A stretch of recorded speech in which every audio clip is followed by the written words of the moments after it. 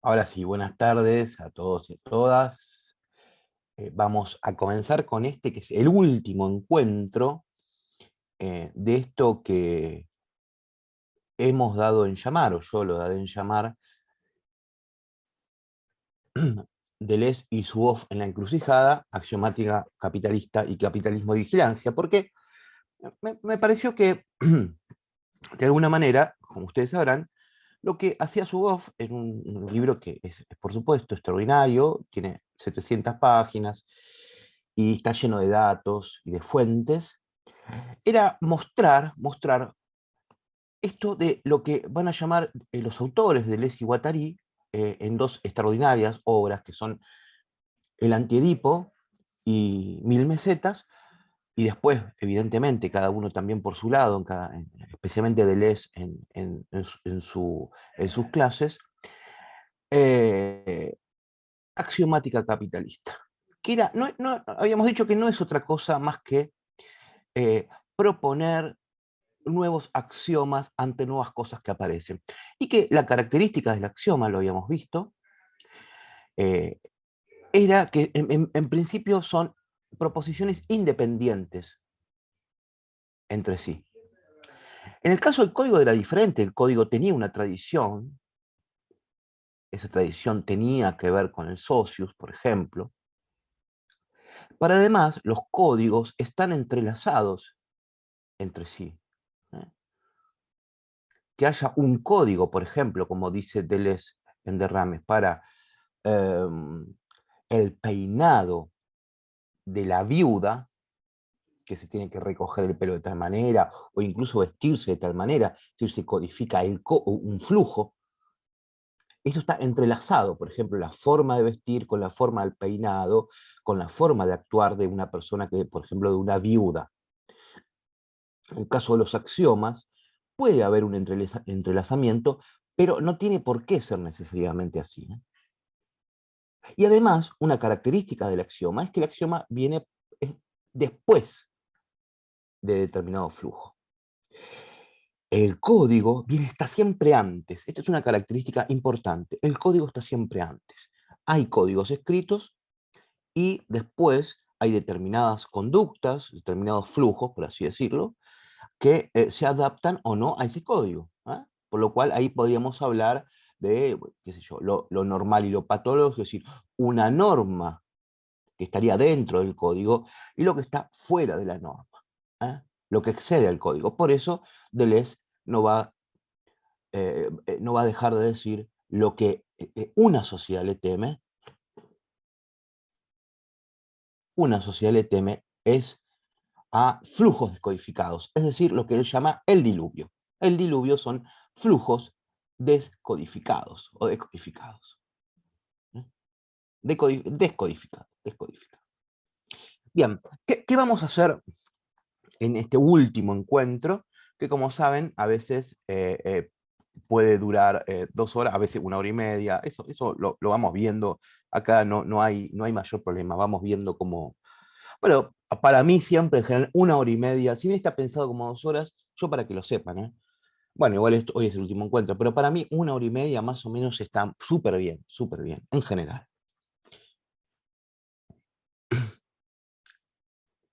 Yo estoy admitiendo, a veces me ven que yo agarro el mouse, tiene que ver porque estoy admitiendo gente.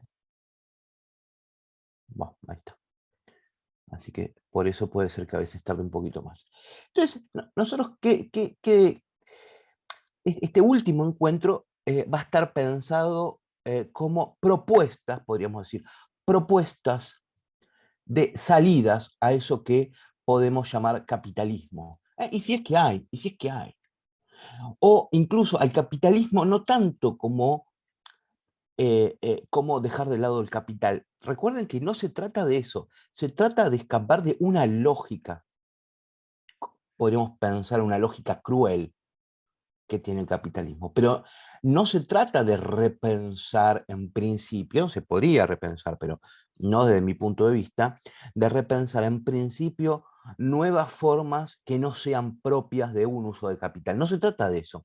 Se trata en todo caso de pensar el capitalismo de otra manera. Si es que eso es posible, si es que es posible salir de esta lógica del capital, es decir, esto es como se dice, ¿no? Hay ríos de tinta escritos, hay mucha gente que escribió, y por supuesto, gente que escribió muy bien, y que evidentemente va a tener distintas interpretaciones, si es que hay manera, si no hay manera, cuáles son las propuestas, si hay una propuesta más allá de una revolución, o si no la hay, digamos, ¿no? Entonces, esto es una de las grandes problemáticas, podríamos pensar, que podemos encontrar a partir de estos encuentros pasados que tuvimos, es pensar una salida frente o especialmente a lo que vamos o lo que llamamos axiomática.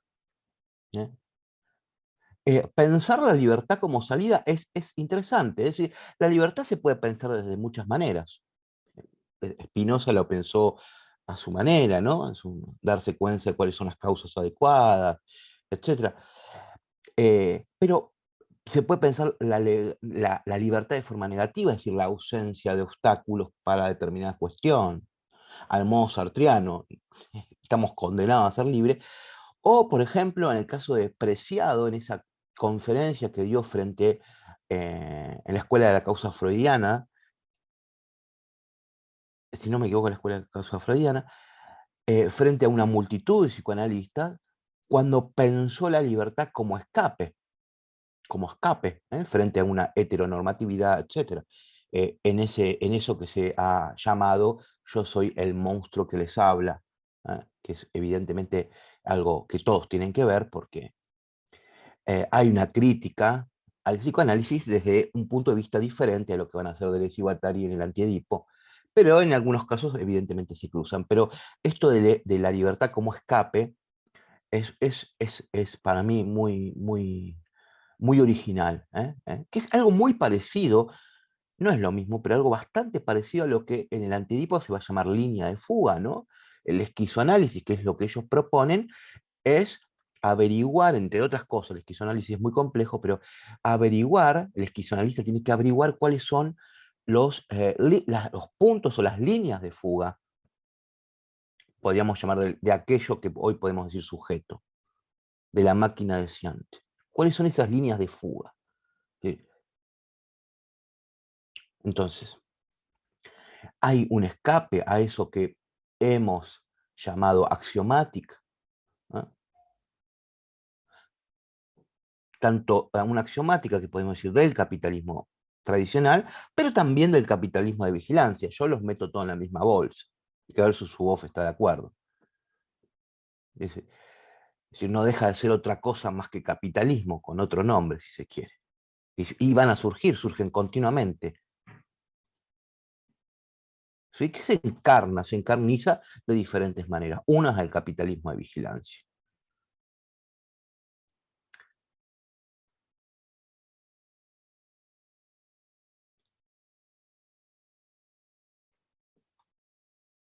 Entonces,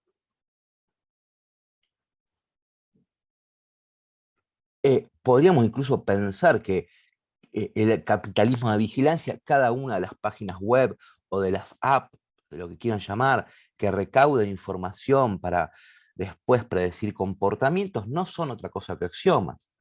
Podría pensarse, ¿no? No es exactamente lo mismo, pero podría pensarse. ¿Eh? Es decir, siguiendo esta línea de pensamiento, es difícil pensar una salida, ¿no? Porque en definitiva de lo que estamos hablando es de pensar la libertad, es de pensar la libertad. ¿Eh? Es decir, cómo escapar de los axiomas y si es que hay manera.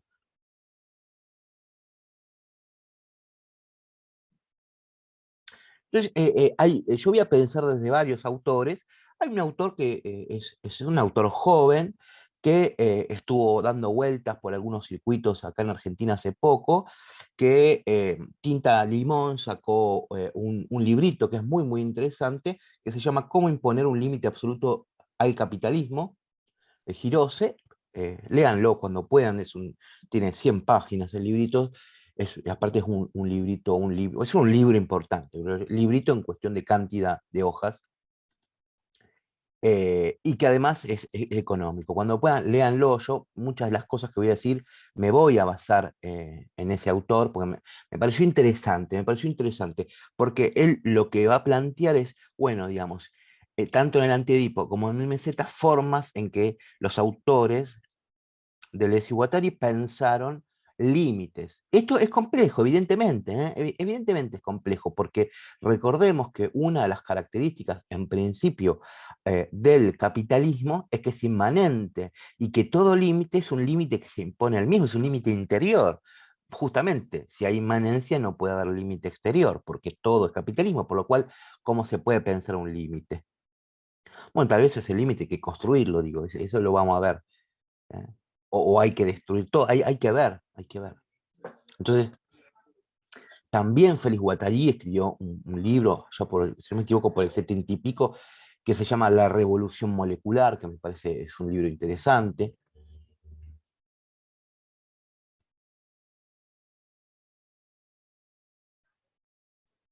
Entonces, el autor del que le hablé tiene, yo creo que tiene razón cuando plantea desde dónde viene la revolución, plantear, preguntarse desde dónde viene la revolución. Y entendemos la revolución como un lugar de escape, ¿eh? Lo que podemos entender como aquello que nos va a dar libertad. ¿Desde dónde viene la revolución? Sean mil mesetas, sean el Antiedipo. Y, en fin, lo primero que podemos decir es que lo que el autor va a decir, y yo creo que tiene algo de razón, es que el Antiedipo es un libro de tono socialista. Ahora vamos a ver en qué sentido lo dice esto. Es decir, Marx va a estar absolutamente mucho más presente en el Antiedipo que en Mil Mesetas. Es decir, hay palabras que van a utilizar los autores que tienen que ver absolutamente con la descripción que hizo Marx del capitalismo. La palabra producción, la palabra máquina, la palabra fábrica. Es decir, el tema de lo maquínico, lo maquínico, lo industrial. Es decir, que es un libro marcado, si se quiere, por la concepción de la fábrica, de la construcción, y la figura, por supuesto, del obrero proletario, de la lucha de los intereses del obrero proletario. Entonces, podemos pensar el Antiedipo como eh, eh, eh, un libro donde está presente la lucha del proletariado, que es la lucha de su deseo, es la lucha de su interés. La lucha de su interés, en principio.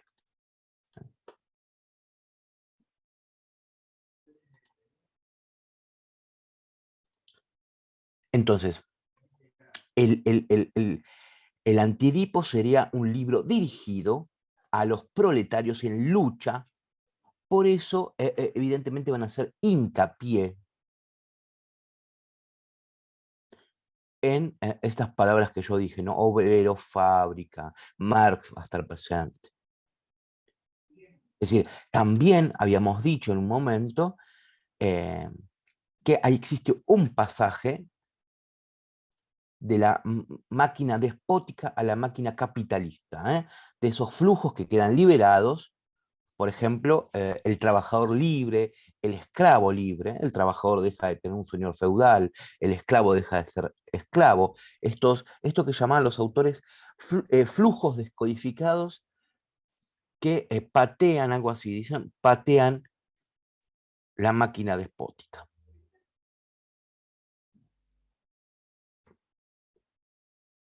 Entonces, la revolución se da bajo la forma de un interés común, es decir, de un grupo de personas bajo un interés común.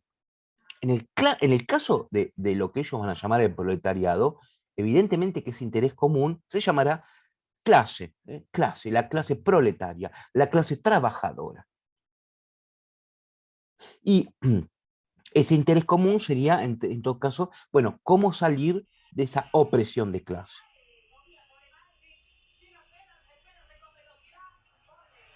Entonces, el Antiedipo es muchas cosas, pero es también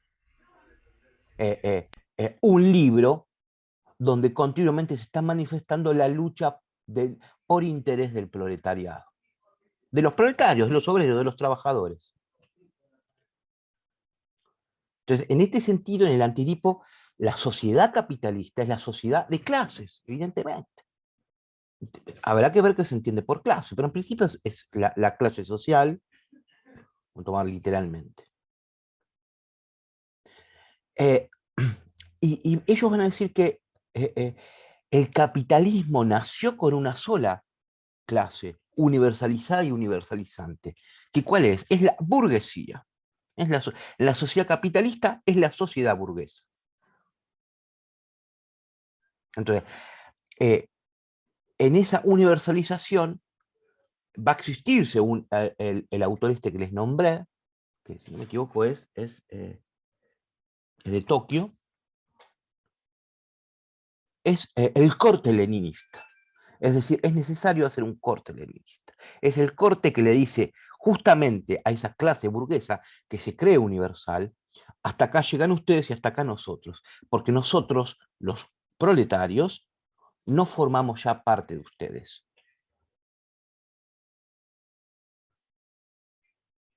El capitalismo ha podido digerir incluso la revolución rusa añadiendo sin cesar nuevos axiomas a los viejos axiomas. Es decir, el axioma es, según los autores, la pasión del capitalismo. Es decir, que uno o una o quien fuese se cree antisistema es justamente lo que va a hacer el capitalismo es añadir un nuevo axioma. Esa es su pasión.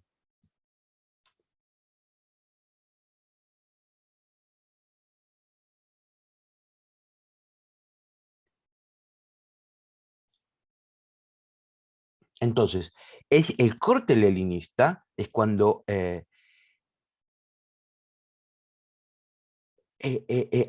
el obrero corta, pone un límite y de alguna manera impide que el capitalismo realice sus propios cortes sin dejar que todo se axiomatice. Y que eso es muy... eh, podríamos pensar que no va a llegar a buen término, pero en un principio sería eso. Es lo que se va a llamar corte leninista. Leninista.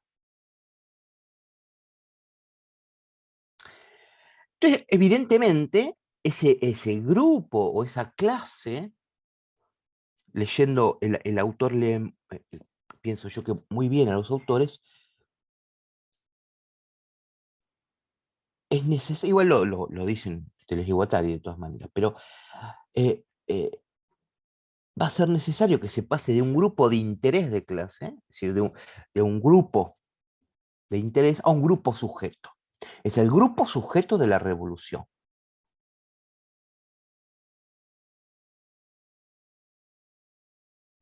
Un grupo, incluso un grupo deseo. El deseo es revolucionario. El deseo sigue su propia revolución. Por eso recuerden, ¿no? Entonces, esto yo que les había dicho, hay unas páginas del Antiedipo que son súper interesantes. En mi edición es la página 36, donde los autores van a decir, no hay ideología, no hay ideología. ¿eh? No, no sé dónde está, si no se los leía.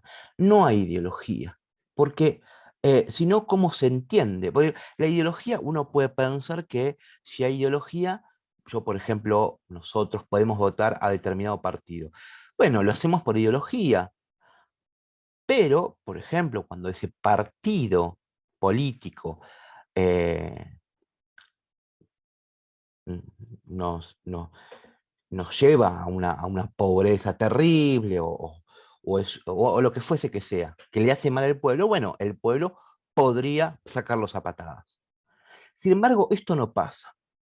Ellos se van a basar en una autora, en Reich, que a la vez va a decir algo sobre Spinoza, pero lo que va a decir es, el problema de la filosofía política sigue siendo por qué el deseo de las masas desea su propia represión. Porque si fuera por ideología, como acabo de decir, si fuera por ideología, yo, por ejemplo, vuelvo a repetir, voto un partido porque pero si ese partido hace todo mal, bueno, digamos, no lo sigo votando, o hacemos la revolución y lo sacamos a las patadas. Sin embargo, esto no pasa, y los autores ven ahí algo que tiene que ver con el deseo.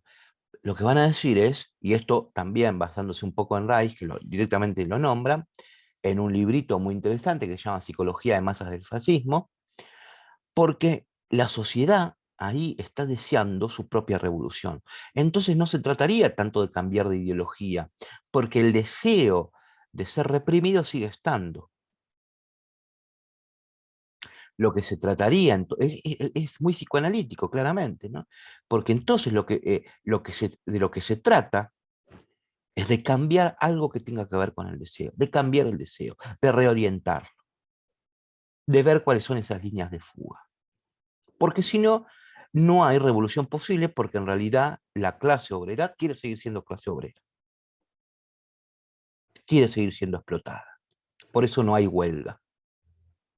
Entonces, de alguna manera hay que lograr que el proletariado en el antitipo se analice a sí mismo, o lo que ellos van a llamar esquizoanalice, ¿no? Se esquizoanalice.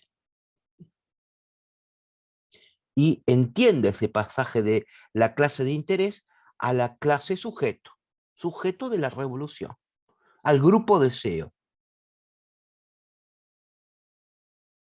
Y cito a los autores en el antiedipo: un grupo sujeto es aquel cuyas propias catexis libidinales, catexis es investimento, en la teoría psicoanalítica, el inconsciente inviste un determinado campo, eso es catexis. También se dice investimento, no importa. Y todo lo que es libidinal tiene que ver con deseo. Tómenlo como, en este caso, como sinónimo. Entonces dice, en un grupo sujeto, es aquel, estoy citando, es aquel cuyas propias catexis libidinales son revolucionarias. Es decir, hace penetrar el deseo en el campo social y subordina el socius. Es decir, el socius no está sobre mí, sino que el socius está debajo de mi deseo. Es decir, subordina el socius a la producción deseante.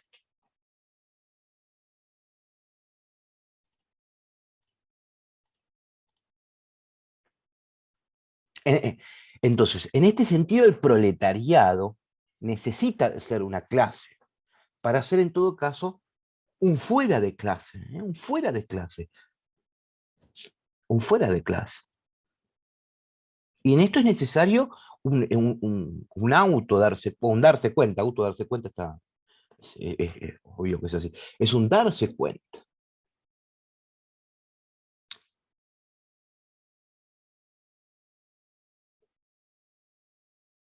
Un autocontracorte.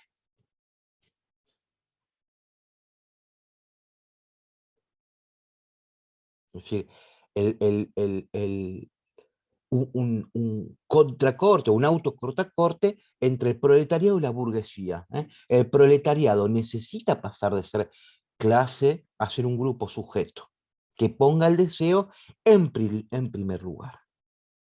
Entonces, el autocontracorte es el darse cuenta que necesitan no ser parte de esta clase proletaria para llevar a cabo la revolución, porque ser parte del proletariado es estar siempre digamos, sujeto a la ley del amo. Entonces, este grupo eh, ya no es grupo de interés, sino grupo de deseo, su grupo sujeto, grupo de deseo. Ser grupo de deseo es evidentemente ser grupo sujeto de la revolución, porque el deseo es revolucionario, al menos al menos en Deleuze y Guattari. ¿Sí? El deseo es revolucionario. Entonces es necesario, vuelvo a repetir, desplazar ser parte de un grupo de clase a ser un fuera de clase, con, hecho de que, bueno, de flujos descodificados, de flujos no axiomatizados. Si se logra ese autocontracorte o ese corte leninista o como quieran llamarlo, lo importante es entenderlo, digamos, los conceptos en Deleuze y Guattari son, en este sentido, como en Foucault, herramientas. Si la herramienta deja de funcionar, se cambia de herramienta. Así que eh, eh,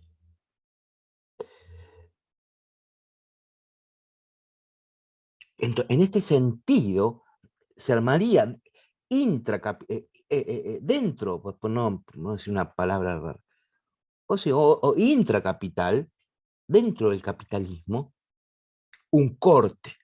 No en todo caso, dice un corte que no es ni exterior ni interior, ¿no? Un corte interno, pero que de alguna manera también me deja fuera. ¿Y qué hace ese corte? Ese corte ya sí impone, imprime un límite absoluto a la acción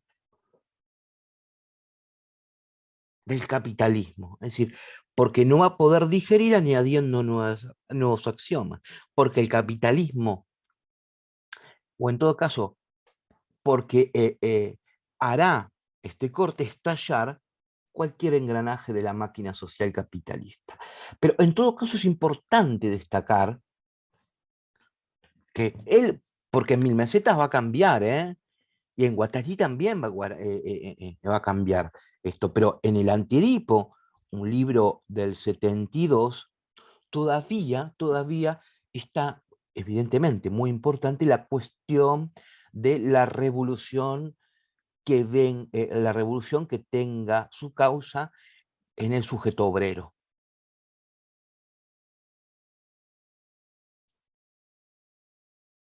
Es decir, esos son los explotados, el sujeto obrero. En Mil Mesetas y posteriormente ya no tanto, ¿eh? Sí, podrían estar, pero no necesariamente.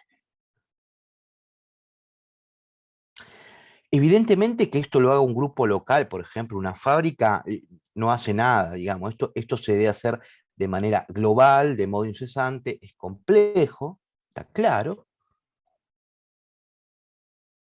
pero estoy pensando ahora en aceleracionismo, ¿no? Lo que los autores llaman el aceleracionismo, es decir, bueno, digamos, llevar ¿ah? que todo, apretar el acelerador del capitalismo y que explote todo. Entonces, la pregunta del Antiedipo es, ¿de dónde, entre otras preguntas, de dónde viene la revolución y bajo qué formas en las masas explotadas? Porque y recordé que lo tengo acá. Si ya lo leí, se lee de nuevo y no importa, porque recordemos que las masas no tienen ideologías, no son engañadas, porque desean en todo caso su propia represión. Entonces el problema no es de fantasma, el problema no es de mediación, el problema no es de ideología, y en Mil Mesetas lo van a repetir. El problema es un problema de deseo.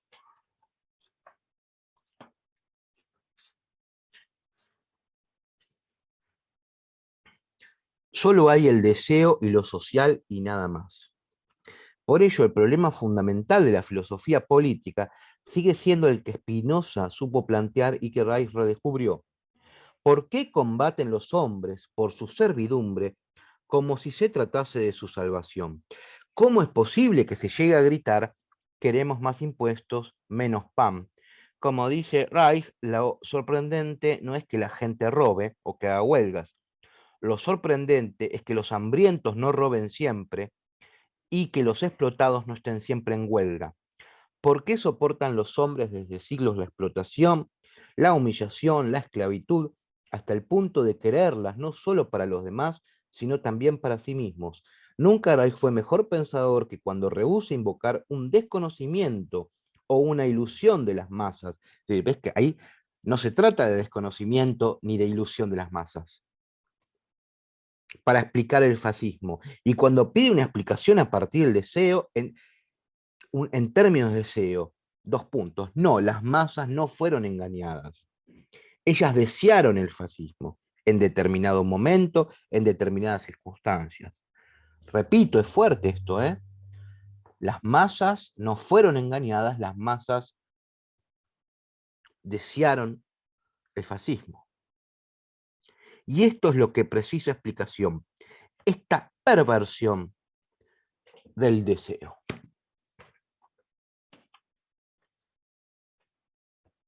Fuerte, también hay que ver, pues se podría no estar de acuerdo.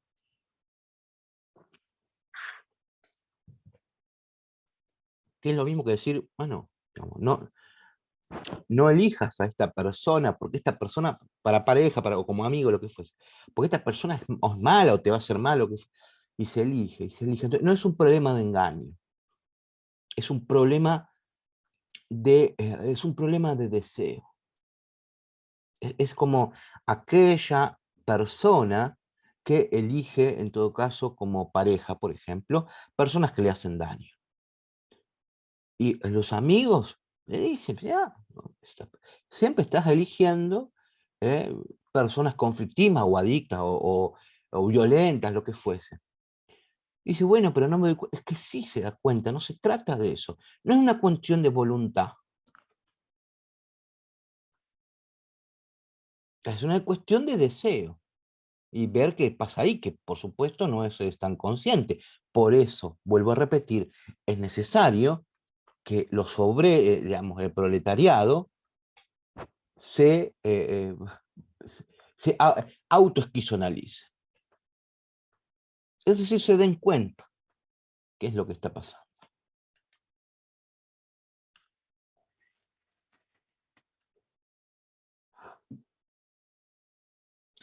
En mil mesetas hay un cambio. Recuerden, Mil mesetas podríamos pensar que es el segundo volumen.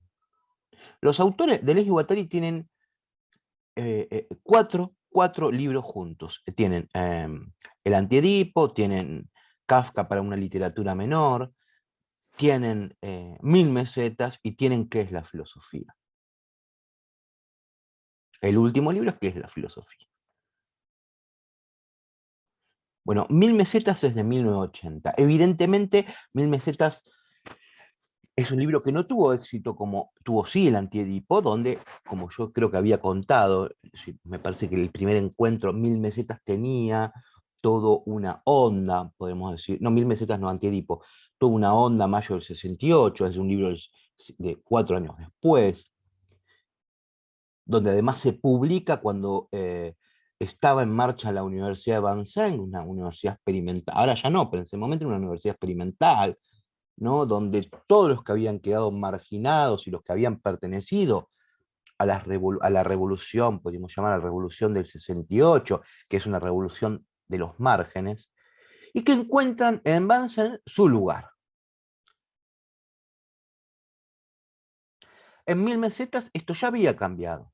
12 años después del 68, 8 años después de Antiedipo. No es que es un libro que fue un fracaso, por supuesto que no, pero no tuvo el éxito del Antiedipo.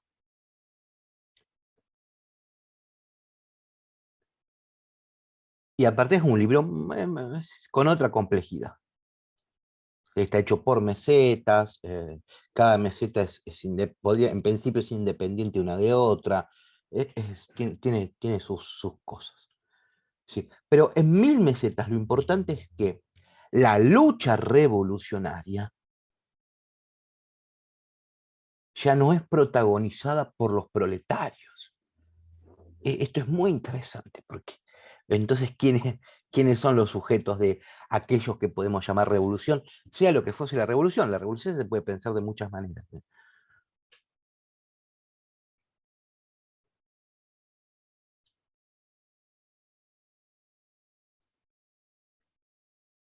Entonces, ya no se tratará entonces de pensar ese corte entre la burguesía y el proletariado, entre lo que los autores van a jugar entre el eje este y oeste. En Mil mesetas ya no. Sí, ahora les voy a explicar, es algo muy interesante, cómo juegan los autores con conceptos, palabras nuevas, la burguesía y el proletariado lo piensan entre este y oeste, oeste y este, como si fuera este eje horizontal, podríamos pensar. Jugando un poco entre el este, lo oriental es lo socialista, y el este es lo occidental, lo no socialista. Están siempre jugando, ¿no? Con ese tipo de cosas, con ese tipo de vocabulario. Pero acá, en Mil Mesetas, aparece un nuevo vocabulario, donde lo que aparece es lo minoritario, la noción de lo minoritario. Lo minoritario puede ser un obrero proletario como no, digamos.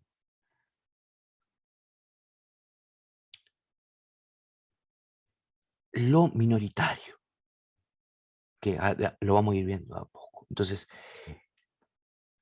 eh, se impone un nuevo eje. Ese nuevo eje es un eje norte-sur, que ahora les explico. Entonces, y la revolución es la revolución molecular. La revolución molecular. Y la revolución molecular es de lo minoritario, de las minorías. ¿Y las minorías quiénes son? Bueno, en Mil Mesetas puede quedar muy sutilmente, pero en otros libros, directamente, por ejemplo, de Guattari y demás, las minorías son las prostitutas, son las trans y los trans. Hoy podríamos hablar los no binarios. Es mucho más interesante, ¿no? No por nada, digamos, Deleuze y Guattari son un influjo muy importante, por ejemplo, en la teoría queer. Que, digamos, después va a haber personas como Rosy Braidot y demás que tienen algunas diferencias con respecto a lo que es el devenir mujer. Bueno, eso es otra cosa, pero es muy importante porque el sujeto de la revolución esperen un segundo, estoy dando clases. No, no, no puedo. Eh, entonces, el sujeto de la revolución ya es aquello que queda fuera de la norma.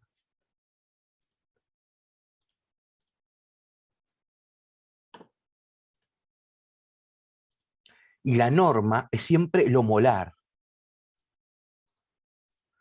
Ustedes saben que se establece en el vocabulario de Deleuze y Guattari lo molar y lo molecular. Lo molar es, son lo institucionalizado, lo que obstaculiza en algún punto, digo, la escuela, ese tipo de cosas. Lo hegemónico.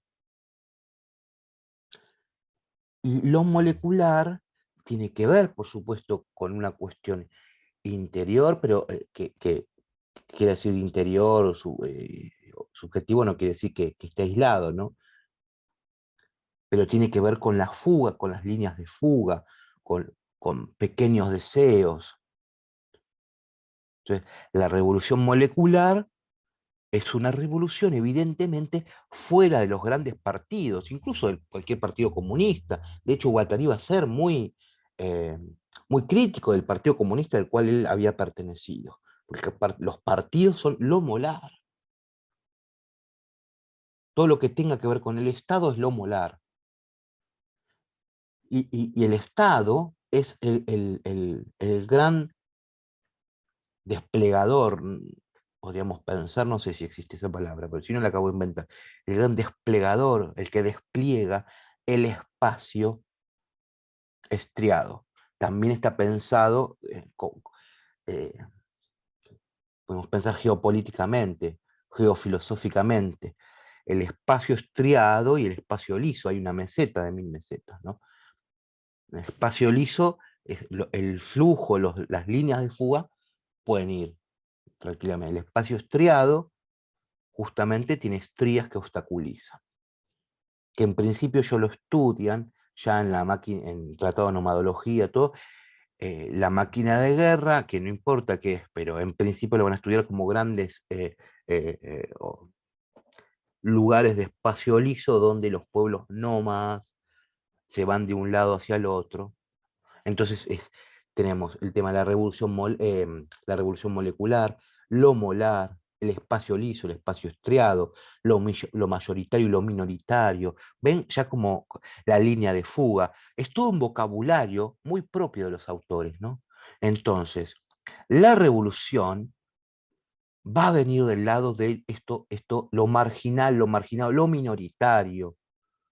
Se da lugar al deseo, el deseo es social, pero en todo caso es molecular, porque no tiene que ver con las grandes instituciones.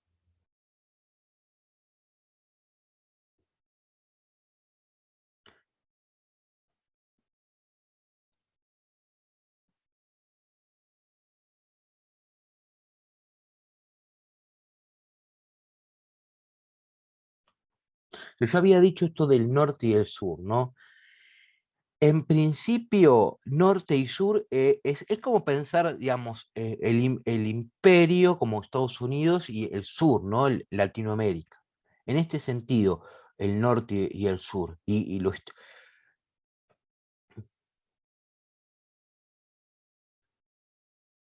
Entonces, por ejemplo, el sur son los países periféricos y el norte justamente los países centrales, las potencias.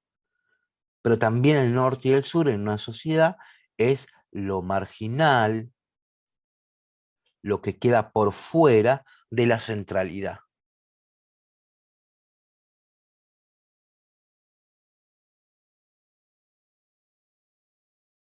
El tercer mundo es el sur, es la periferia, el margen. Pero incluso se puede pensar, evidentemente, el sur dentro de los primeros mundos. Es decir, hay un sur estadounidense, hay un sur europeo. Es decir, hay un tercer mundo en el primer mundo, hay una marginalidad en el centro. El tema es ahora quién manifiesta ese sur, ese tercer mundo en los primeros mundos. ¿Quiénes son esos actores que es necesario que existan para la revolución? Los autores van a definir nosotros habíamos dicho lo minoritario y lo mayoritario. Entonces, Deleuze y Guattari lo que van a hacer es definir o calificar como mayoritario a quienes viven en condiciones centrales. Es decir, con salarios adecuados, por ejemplo. El tema del dinero está siempre presente. Y a los minoritarios a quienes lo hacen en las condiciones periféricas.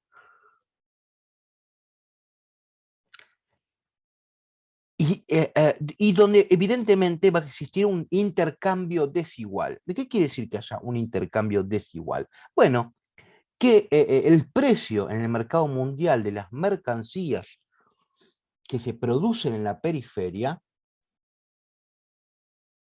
en los países periféricos, o en las zonas periféricas de un mismo país, con una mayor cantidad de trabajo, el sueldo que se le paga con una mayor cantidad de trabajo es el mismo que el de la mercancía producida en el centro con una menor cantidad de trabajo. ¿Y esto por qué es posible? Bueno, porque la axiomática capitalista impone al país periférico un nivel de salario más bajo.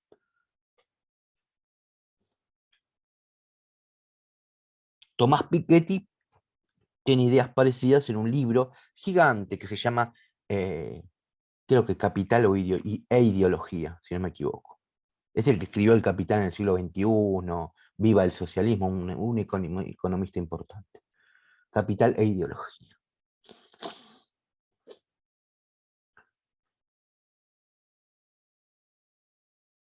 Entonces, digo, que para un mismo trabajo y para una misma producción de laburo se le pague un menor sueldo, se le paga un menor sueldo a trabajadores de la periferia que a trabajadores del centro, eso es un axioma, no es casual, es un axioma del capitalismo.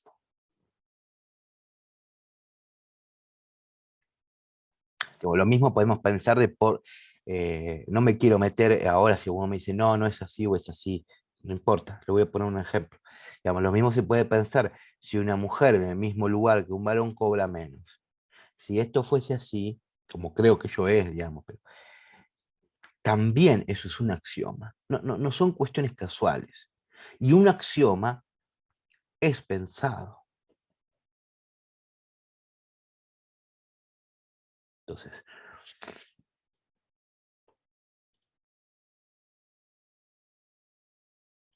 el capitalismo es un conjunto axiomático, en, en tanto que es un conjunto variable de proposiciones, que es fácilmente cambiable cada una de las proposiciones. Son independientes y además son cambiables. Digo, si un axioma no funciona más, si una proposición no funciona más, se pone otra y listo.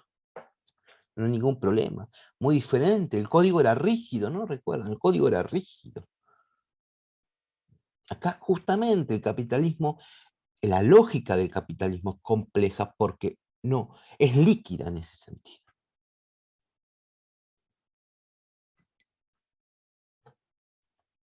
Entonces, el gran pasaje entre el Antiedipo y Mil Mesetas es que los elementos revolucionarios ya no se encuentran entre los proletarios, o no solo entre los proletarios, porque un proletario en todo caso puede ser incluso mayoritario, sino en lo minoritario. ¿Eh? Y Guattari esto lo va a dejar Guattari muy claro, ¿eh? Lo minoritario son los excluidos, los trans, los y las trans, los travestis, los desposeídos, los sexualmente explotados, las divergencias, las neurodivergencias, pero también las divergencias sexuales, evidentemente.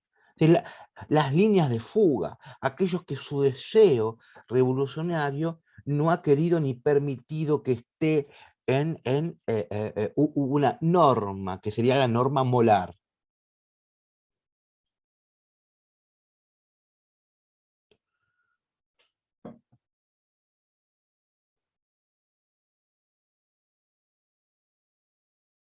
Entonces, por ejemplo, directamente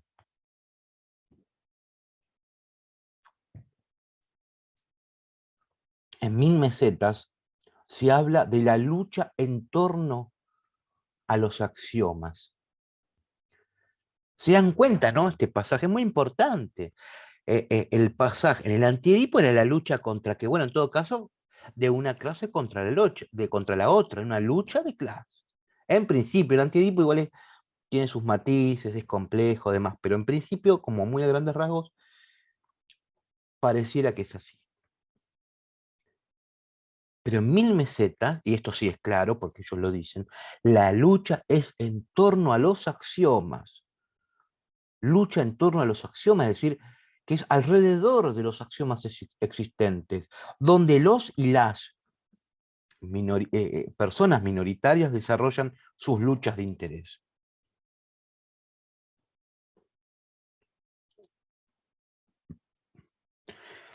Pero que en todo caso, si existen los axiomas y si no hay posibilidad de que no existan axiomas, en todo caso, la lucha en torno a los axiomas tiene que ser por cambiar los axiomas, es decir, por cambiar por axiomas socialdemocráticos, combatiendo la imposición capitalista de los axiomas, combatiendo la desigualdad.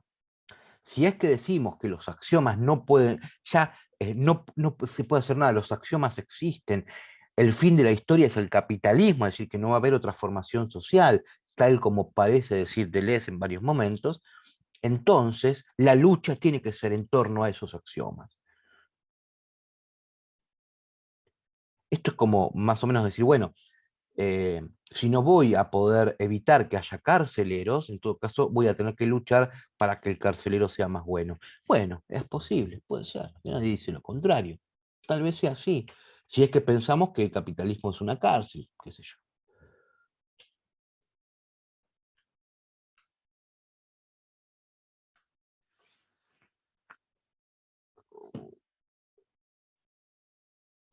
Entonces, es importante esto porque entonces la lucha minoritaria no es en contra de los mayoritarios, sino en contra de los axiomas que provocan desigualdad. Es decir, se tratará de pensar un devenir, hay un concepto que va a estar, por ejemplo, en la obra de Deleuze, en toda su obra. En el caso de Deleuze y Guattari le van a dar mucha importancia en Mil mesetas, de hecho le dedican al concepto de devenir una meseta, que léanla en algún momento de su vida porque es hermosamente bella, valga la redundancia. Entonces se tratará de pensar un devenir todo el mundo en tanto todo el mundo devenga de alguna manera minoritario.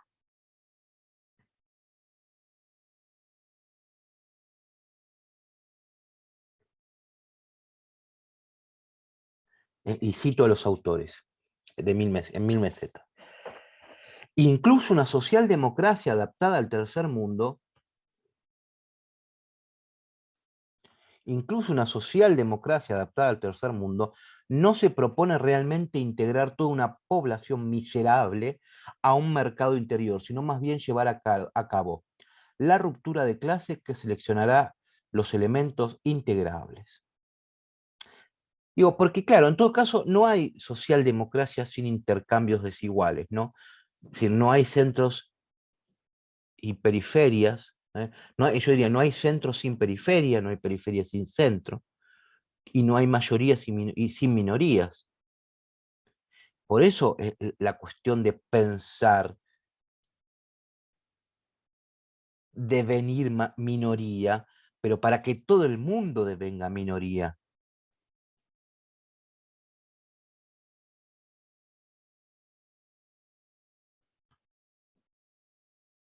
Bueno, es posible, esto es lo que estamos pensando, si es posible. Es decir, si esto es posible, ¿de dónde viene esa posibilidad?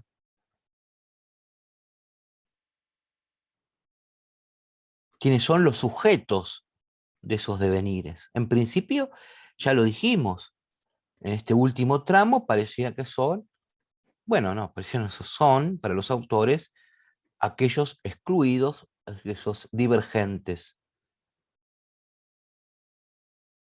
la prostituta, la trans y lo trans, ¿no?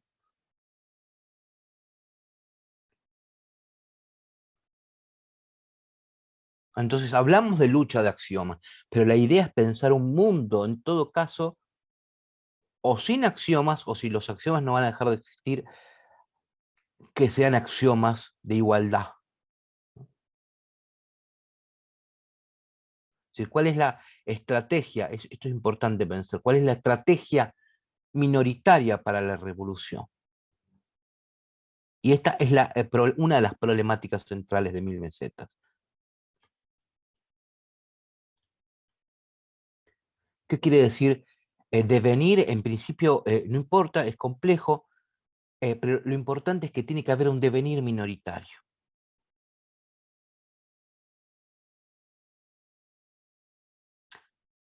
Digo, porque, por decir algo, ellos van a hablar del devenir mujer, que incluso la mujer tiene que devenir mujer. Eh, Léanlo porque es muy interesante, pero por ejemplo, una de las críticas que le hace la italiana Rossi Braidotti es decir, bueno, está muy bien, digamos, en el sentido de podría haber una mujer hegemónica y una mujer más excluida, pero lo que ellos tienen como mujer, va a decir, algo parecido, dice, es la mujer en el imaginario de dos pensadores cis, heterosexuales, no blancos, europeos. Bueno, sí, tiene un poco de razón. Otra cosa, devenir siempre es devenir minoritario. No existe el devenir mayoritario en los autores. Devenir es siempre minoritario. Y devenir no es una transformación. Devenir mujer es siempre un devenir molecular. No es que no es que devenir mujer, por ejemplo, en mi caso, que soy cis, sí, heterosexual, blanco, etcétera, no quiere decir que yo, por ejemplo, me empiece a vestir como no sé, lo que yo piense que es mujer, no se trata de eso. El devenir es devenir, en todo caso, lo real es el proceso, no los términos. Lo real sería la relación, pero no los términos de esa relación. Es el proceso, pero no los términos de ese proceso. Entonces, la estrategia propuesta por Mil Mesetas eh, en la lucha contra el capital, repito, es el devenir minoritario de todo el mundo. Cuando todo el mundo deviene minoritario, deja de actuar la axiomática que propone el capitalismo. Porque el funcionamiento del axioma es distribuir lo mayoritario y lo minoritario, lo central y lo periférico. Eso lo va a hacer en Mil Mesetas algo que se llama la máquina abstracta. La máquina abstracta, diagrama, no importa. Pero sepan que si lo leen es eso. Entonces, repito, el funcionamiento del axioma es la distribución de lo mayoritario y lo minoritario, de lo central y lo periférico. No se trata solamente de una cuestión geográfica. No es solamente, es una cuestión incluso, va por otro lado. No es que no tiene que ver solamente con que si yo pongo un ministerio de acción social en el medio de una villa de emergencia, de un barrio popular, de una villa miseria, como quieran llamarlo, eso va a cambiar, porque no va por ese lado.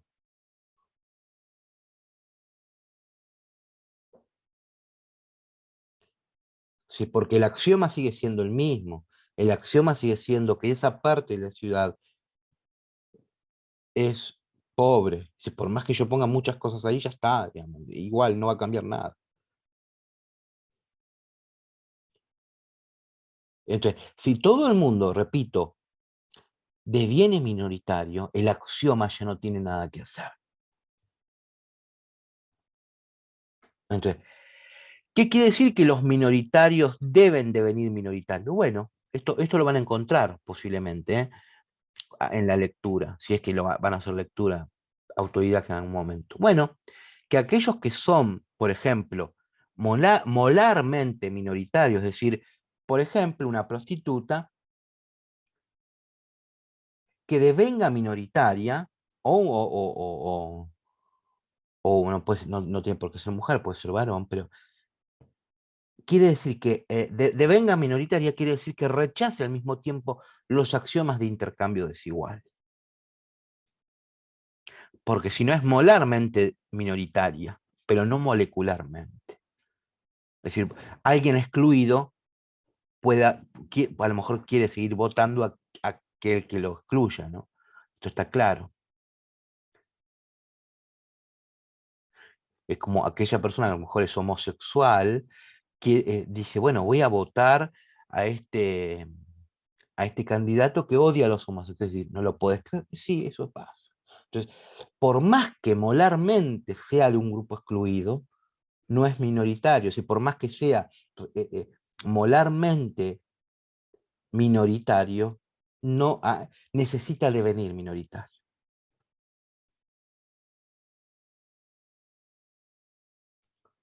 Entonces,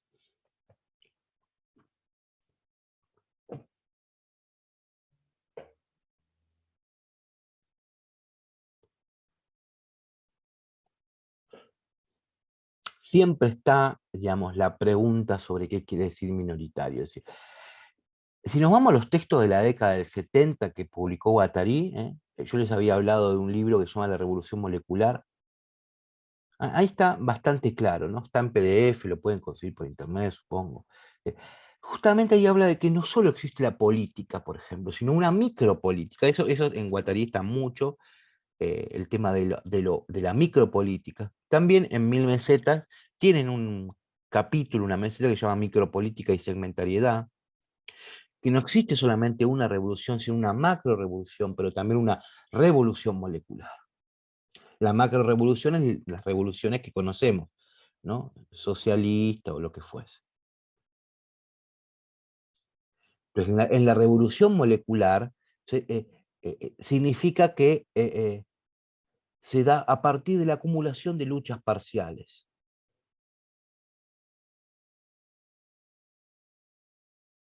donde evidentemente eso desencadena una lucha colectiva de gran envergadura.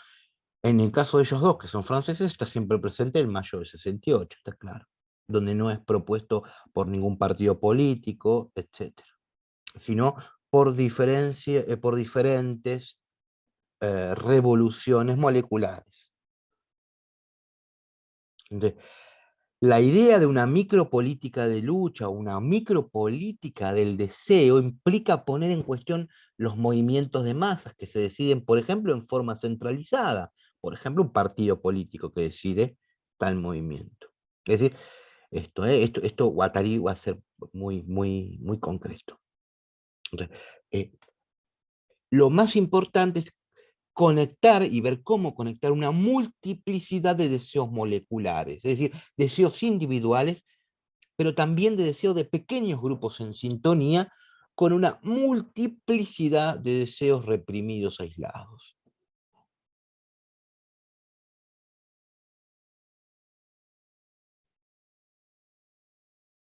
Es decir, cómo lograr, en todo caso, una univocidad del deseo de las masas sin dejar que sean al mismo tiempo deseos moleculares, ¿no? Esto es complejo, pero creemos que se puede hacer. ¿Sí? Una univocidad del deseo de las masas, pero que al mismo tiempo no sea un deseo estandarizado, objetivos estandarizados, tal como es propuesto, por ejemplo, por un partido político.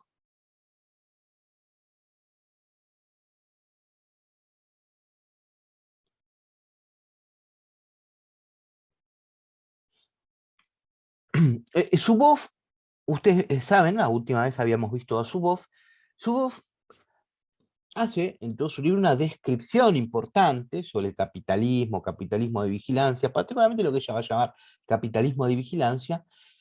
No va a tener un programa, a mi entender, importante sobre cómo salir. Eso va a estar en varios momentos del libro. En la última parte algo va a decir. En ese sentido es un poco más modesta, ¿eh? Pero voy a citar algunas cositas de ella que me parecieron interesantes, que tienen que ver que con propuestas eh, que pueden estar, pero en todo caso con algún deseo propio del autor. Dice, en las décadas venideras depende de nosotros reavivar la sensación de indignación y pérdida ante todo lo que se nos ha quitado. Con esto no me refiero solo a la información personal. Lo que está en juego aquí es la expectativa humana de soberanía sobre nuestra vida y de autoridad en nuestra propia experiencia. Lo que está en juego es la experiencia interior a partir de la que formamos nuestra voluntad de querer y los espacios públicos que inciden en esa voluntad. Lo que está en juego es el principio dominante del ordenamiento social en una civilización informacional y de nuestros derechos como individuos y sociedades, para dar respuesta a las preguntas de quién sabe quién decide y de quién decide quién decide. Sigo citando. Que el capitalismo de la vigilancia haya usurpado tanto de nuestros derechos en estos ámbitos es un escandaloso abuso de las capacidades digitales y de que aquella gran promesa inicial de que éstas nos ayudaran a democratizar el conocimiento y satisfacer nuestras frustradas necesidades de tener una vida feliz. Que el futuro, dice, que el futuro sea digital, pero ante todo que sea un futuro humano. Si el poder no es domesticado por la democracia, solo puede conducirnos al exilio y a la desesperanza. Y termino este último parrafito citándola, porque escribe muy bien, digamos, no lo voy a poder decir yo mejor. Las víctimas de la conquista de la naturaleza emprendida por el capitalismo industrial no podían hablar. Pues bien, se trata de que ahora sí hay personas que pueden hablar. Este libro, el libro que escribió ella, trata de dar voz a esas personas. El muro de Berlín, comenta, el muro de Berlín cayó por muchas razones, pero por encima de todo lo hizo porque el pueblo de Berlín Oriental dijo basta. Es más complejo, bueno, la autora lo simplifica bastante. También nosotros podemos ser autores de muchas nuevas realidades grandes y bellas que recuperen el futuro digital como hogar para la humanidad, pero no basta solamente con escribir libros. Y para ir cerrando este encuentro, volvamos a algunas cuestiones de Deleuze y Guattari. Hay un pasaje, que yo ya lo había leído, pero no importa, del Antiedipo, que dice, entonces, ¿qué solución hay? ¿Qué vía revolucionaria? ¿Hay alguna? ¿Retirarse del mercado mundial, como aconseja Samir Amin a los países del tercer mundo en una curiosa renovación de la solución económica fascista? ¿O bien ir en sentido contrario, es decir, acá viene esto del aceleracionismo, ir aún más lejos en el movimiento del mercado, de la descodificación y de la desterritorialización? Pues bien, pues quizá los flujos no están aún suficientemente desterritorializados, suficientemente descodificados. No se trata de retirarse del proceso, sino ir más lejos, acelerar el proceso. Como decía Nietzsche, en verdad, en esta materia, todavía no hemos visto nada. Entonces, es fuerte, ¿no? Porque están planteando si hay una posible revolución. Entonces, lo que se sugiere en todo caso es que si existiera una vía revolucionaria, ella residiría en las profundizaciones de las fuerzas del mercado, en lo que obviamente hace a su aspecto descodificador, desterritorializante, etc. Digo, en lugar de pretender apartarse de la axiomatización planetaria, se trataría de acelerar el proceso y ahondar en los efectos positivos del capitalismo, la quiebra de códigos, las desterritorializaciones, etc. Yo había dicho, ¿no? Esto de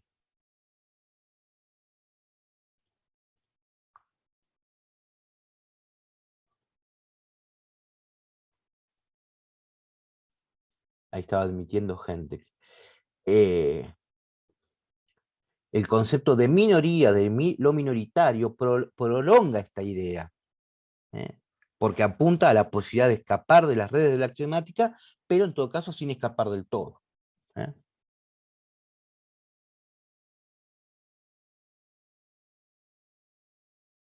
Es decir, dando lugar a aquello positivo del capitalismo que sería lo desterritorializado.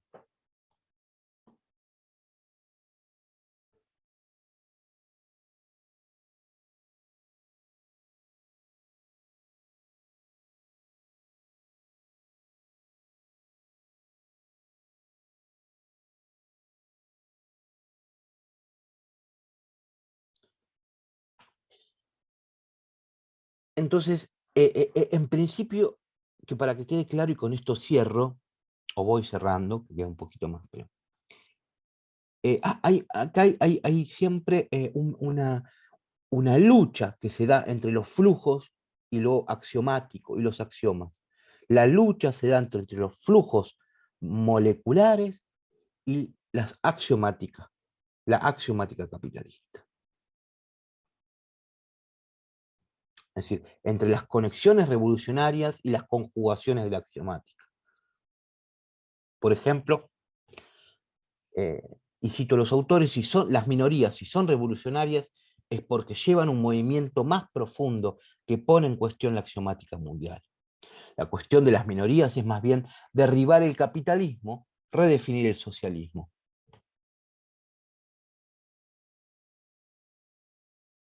La vía revolucionaria, bosquejada aquí, dicen, consiste en poder salir del plan de organización y de desarrollo del capital.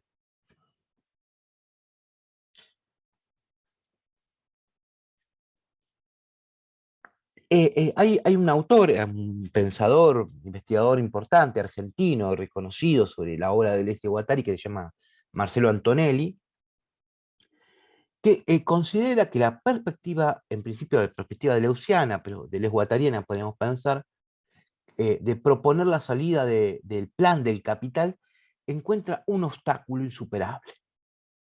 Bueno, ¿por qué? No, porque justamente es lo que decíamos al principio, por la descripción de la propia inmanencia del capitalismo. Es decir, ¿cómo se sale de algo que es inmanente?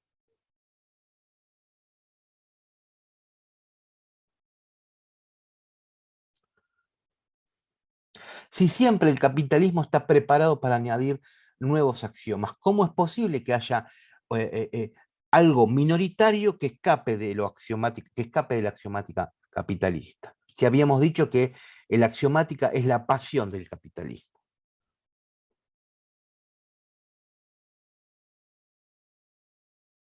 Si incluso la reivindicación salarial, los mejores niveles de vida, son cuestiones que profundizan el régimen de dominación y captura. Si el capitalismo está, como se dice en el Antiedipo, se define por una crueldad sin medida, como un terror sin medida, como un régimen despótico de terror. ¿Cómo salió del capitalismo si incluso los aumentos salariales o el mejoramiento de los niveles de vida se desprenden siempre de axiomas capitalistas que son pensados por un mercado?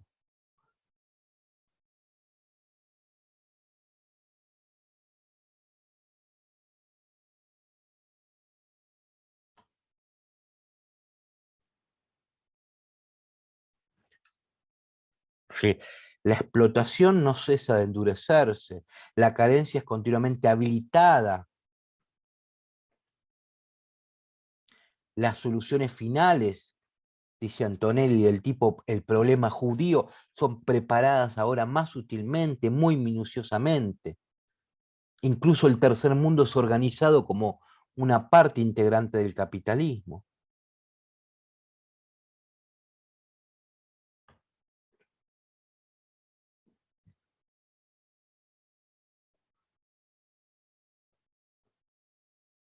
Si incluso en el Antiedipo se habla de que todas las revoluciones fracasan. ¿Quién ha creído, dice el Antiedipo, en algún momento que una revolución acaba bien?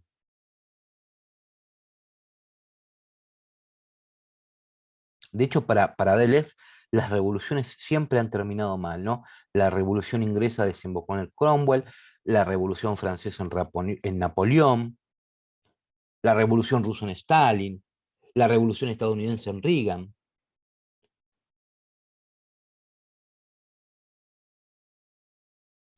Y en todo caso, no se trata de esas revoluciones molares, grandes, macros, sino, repito, y esto sí va a estar en Mil Mesetas, y en Guattari también, pensar un devenir revolucionario de la gente. La revolución minoritaria, que viene desde lo minoritario.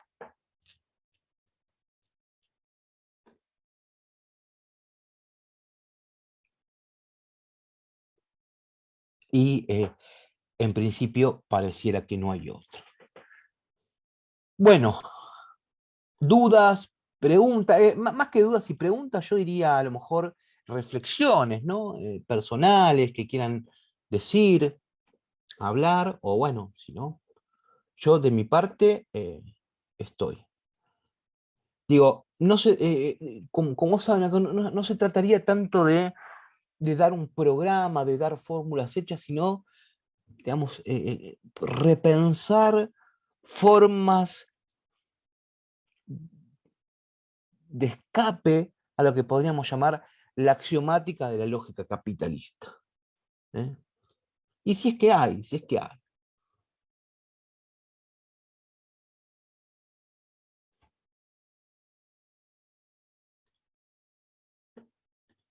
¿Alguno, alguna?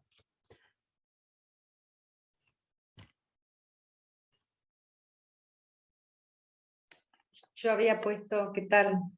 Había puesto en el chat, pero bueno, un poco por la coyuntura y también pensando en la proliferación de las redes, de las redes sociales, las subjetividades juveniles, cómo ciertos discursos pregnan más en estos grupos etarios, y había pensado un poco los discursos de odio, pensé que se pueden escribir quizá como puntos de fuga, parecerían, a primera vista, o en una primera, no sé, qué sé yo, o algo. Mismo algunas letras, yo tengo un hijo de 20 y pico, de 20 años, y veo las letras de rap, como podríamos decir como contestatarios, y sin embargo por ahí son, eso es una discusión que tengo con él, pero yo lo veo quizás como, yendo al extremo que podrían ser los discursos de odio, lo veo como, o más estructurado, digamos, lo veo como, lo puse en el chat, pero podría verse también como construcciones periféricas, pero funcionales a la vez a la axiomática capitalista, simplificando. Y Paola, el tema es que no es funcional a la axiomática capitalista. Eso es algo que hay que repensar. En ese sentido, yo diría que no hay una respuesta definida. Los autores, y según, ¿no? Según que uno lea, es complejo, porque esto de pensar lo que se llama ahora aceleracionismo, bueno, digamos, sí se puede pensar, pero el tema es que en el, digamos, en el mientras tanto muere gente, qué sé yo, digo. Eh, Evidentemente hay minorías que proponen luchas, que están por fuera de ciertas normas, pero digo, ¿cómo pensar que no existen continuamente nuevos axiomas, ¿no? Para esa gente? Digamos, cuando, por ejemplo, ciertas organizaciones de prostitutas, que son muy loables y demás, proponen legalizar todos sus aspectos, esto quiere decir sindicalizarse, en ese sentido digo legalizar, ¿no? ¿Cómo pensar que justamente se están poniendo en el juego? Y bueno, no sé, la verdad es que no lo sé. ¿Cuál sería la cuestión? ¿Es quedarse siempre desde un margen? No lo sé, porque también los que se quedan en el margen sufren terriblemente, porque no pueden acceder a derechos, porque no pueden acceder a un salario, digamos, digno. Digamos, tampoco se trata de decir qué cómodo que estoy en los márgenes, porque justamente son márgenes porque se sufre mucho, o sufren mucho porque son márgenes.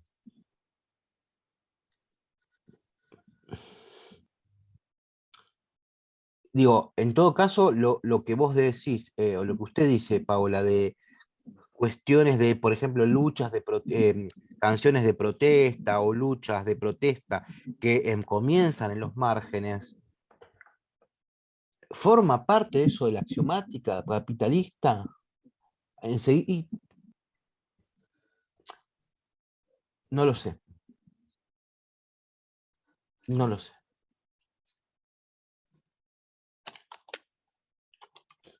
Es muy fácil proponer, como sí hacen otros y otras autoras, es muy fácil proponer programas que digan hay que hacer esto para destruir todo. Por ejemplo, que el poder lo tenga el proletariado. Pero, claro, eso en el medio, primero que muere un montón de gente en una revolución, una gran revolución. Y segundo, que puede salir mal, digo, como hemos visto que ha salido mal, como ha dicho Deleuze, que hay que ver si es verdad, pero digo, cuando dijo, todos sabemos que las grandes revoluciones fracasan. Acá Nicolás pregunta, ¿ideología siempre implica engaño? Es que no hay ideología para los autores, no existe. Lo que hay, digamos, puede haber un sistema de creencias, ¿sí? Pero no hay ideología. En todo caso, no es que no hay ideología, ¿no? En todo caso, nada, no hay ideología. No hay ideología. Puede haber un sistema, digamos, que yo vote porque pensar en ideología, justo en ese sentido, sí, Nicolás. Lo que te voy a decir ahora es justamente esto. Si hubiese ideología, habría, como vos decís, engaño, por lo cual si yo voto a un partido político que a mí me dice que va a hacer tales cosas para el pueblo y que todos vamos a ser felices, y yo eso lo hago por ideología, es decir, por un conjunto de creencias que yo tengo, que puede venir por tradición o por lo que fuese, y ese partido político en realidad me engañó, lo que habría después es un conjunto de justamente revoluciones, huelgas, etc. Pero los autores dicen, no, eso no pasa. No pasa que haya huelgas, no pasa que haya nada. Por lo tanto, lo único que queda por pensar es que el pueblo que votó eso, lo que deseaba, si se quiere de modo inconsciente, era eso, era su represión, era su propio castigo. Entonces, el gran problema o la gran pregunta de la filosofía política no es tanto una cuestión de pensar ideología, sino de pensar por qué una masa de personas desean su represión.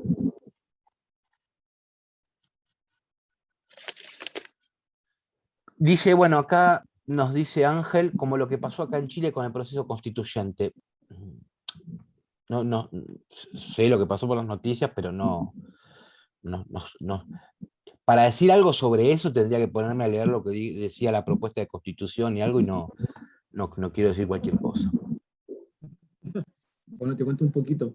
Lo que pasa es Dale. que, por ejemplo, se está realizando con un proceso constituyente que duró mucho tiempo, y todo partió como el 2019 con la revolución que hubo acá. Entonces ya pasó de que se redactó un texto, que hubo una convención constitucional, y luego ya cuando se llevó a cabo el plebiscito, hubo mucha desinformación alrededor del proceso. Mucha gente que nunca había vivido como algo así antes se empezaron como a confundir con las cosas que salieron en la prensa y todo. Y al final, ¿qué pasó? Que después de que se haya como manifestado la gente como a través del voto en la primera instancia en el plebiscito de entrada, que era como con un 70%, pasó ahora de que aprobarse la nueva constitución quedó en un 37% versus un 67% que rechazaba. Entonces, ahora, ¿qué está pasando? Están como saliendo como en la prensa de nuevo, como declaraciones de personas que votaron rechazo, explicando por qué habían votado rechazo, y decían así como no sé, como, a ver, por ejemplo, estaba como consagrado el derecho a la salud, era un montón de derechos que se habían consagrado, y ellos como por la desinformación decían, no, es que me iban a quitar mi casa, es que me iban a hacer esto y esto otro. Entonces me lleva como a pensar esa misma lógica de lo que decías tú en la clase, de que claro, como del deseo como de represión. Y Sí, bueno, también hay mucha manipulación igual entre medio, pero también mucha gente que sí como que no les interesaba ni siquiera cómo informarse, sino que solamente despotricaban en contra de, sin siquiera haberse dado el tiempo de haber leído un poco. sí, no, en ese sentido, digamos, por supuesto, estoy de acuerdo con vos, claro, ¿sí? Pero lo mismo pasa cuando vos tenés, digo, más allá de que después Bolsonaro haya o no hecho las cosas bien, no sé con lo que yo me quiera meter, pero digo, cuando se votó a Bolsonaro, que lo votaron, la verdad lo votó muchísima gente, digamos, y qué sé yo, eh, se habían empezado a viralizar momentos en que Bolsonaro era violento con las mujeres, violento con los homosexuales, violento con cualquier minoría, y después por esa misma minoría fue votado. No importa si después hizo o no cosas buenas contra esas minorías, no me quiero meter en eso, pero en principio lo que sí podemos ver es que Bolsonaro fue votado, a pesar de que el tipo era misógino, era homofóbico, es una cosa realmente muy extraña. A mí no deja de llamarme la atención. Digo, pero yo también me llamo la atención cuando yo muchas veces voto, eh, no sé, es extraño en este sentido. Pantera dice, bueno, lo saben pero lo hacen, dice Zizek, sobre la ideología. Bueno, Pantera, vos sabés que a mí Zizek mucho no me gusta, pero en principio creo que si lo decís vos tenés razón. Profesor, Sí. ¿no será que el capitalismo necesita del proletariado, como dice usted, de que tenga No, por esa supuesto, sensación, sí. de que tenga el proletariado tenga esa sensación de que va a armar una revolución que quizás no se arme nunca, pero necesita mantenerlos ahí con esas Sí. ganas de que alguna vez va a pasar algo. Claro, sí, sí, claro, estoy de acuerdo, como cierta ficción, ¿no? Sí. Claro, para que ellos estén meramente conformes, haciéndoles creer que están en una clase media alta, y no es así como pasa con la mayoría de la gente. Pero pienso en este momento, luego de escuchar un montón de cosas que ha dicho. Sí, sí. Porque ellos necesitan de que nosotros, pienso, ¿no? Capaz que estoy totalmente equivocado, pero pienso que necesitan de nosotros, y de vez en cuando, yo lo hablo de forma personal, porque soy una persona de 50 y pico de años, Mm, y del cual estoy en un trabajo que estuvimos 1 año y medio sin cobrar un aumento, y cuando soy chofer de colectivo, y cuando se decidió que el transporte público de pasajeros iba a parar, nos dieron el aumento que nos debían, ujú, pero no 8 cuotas. Pero qué felicidad que tuvimos cuando dijeron, sí, les vamos a dar el aumento. Hasta que se firmaron los papeles que eran 8 cómodas cuotas. Y bueno, pero ya no hubo ganas de un levantamiento, ni de paro, ni nada, porque el dinero regresó que ya no servía lo mismo, pero bueno, por lo menos nos dieron ese aumento, ¿no? Luego de 1 año y medio, sí, sí, sí, sí. por la pandemia o por lo que sea, pero el aumento nosotros no lo tuvimos. Por eso es lo que yo estoy reflexionando en este momento.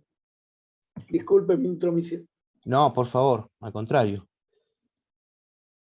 Bueno, de mi parte estaríamos, si alguno o alguna quiere decir algo más, pero bueno, en principio el recorrido fue corto, en 5 encuentros, no.